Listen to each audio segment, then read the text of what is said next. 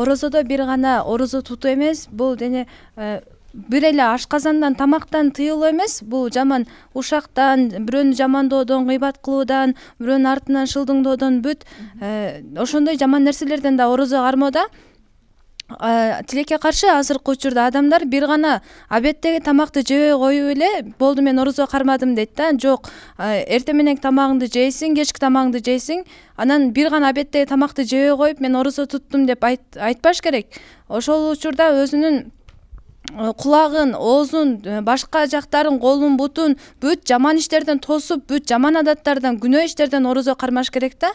Орозо кармада бул медицина тарабынан да көптөгөн пайдалары чыккан.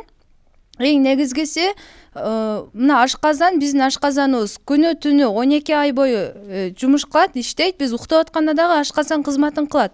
Бирок 12-11 айдан бери ушул орозо айында ашказан дем алып, баягы орозо эмес убакта ашказан көп жеген үчүн ашказан чоңоюп, кеңейип, жам бузулуп, ооруп, ушундай эме гастриттер болот экен да. Анан кыргыздардыкы 5 бармактан аябай жейбиз да, онун кыргыздарда кечке мал 5 бармакты жеп анан жатып алышат да. Ушулунча 11 айдан бери кыйналган ашказан ушул айда гана эс алып, ушул айда гана кайра кичинерип, өзүнүн калыбына түшөт экен да. Демек, бул ашказандын иштөөсүнө дагы бир аябай чоң пайдасы бар деп айтасыз. Ооба, пайгамбарыбыз динди бул жашоодо өтө жеңил каралган.